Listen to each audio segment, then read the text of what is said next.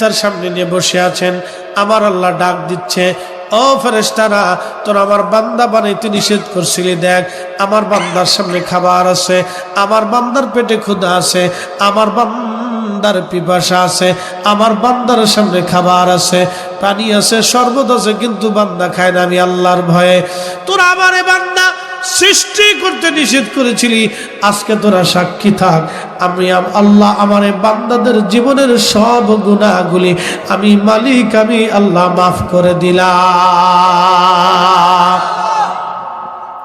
এখন প্রশ্ন, ইফতার কি একা করবেন না আরো 10 জন নিয়ে করবেন?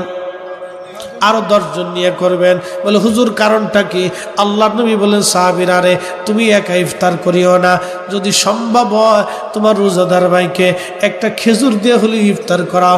সাহাবী বললেন, ইয়া রাসূলুল্লাহ, খেজুর দেওয়ার মতো অর্থ আমাদের নাই। এমনও সাহাবী আছে যার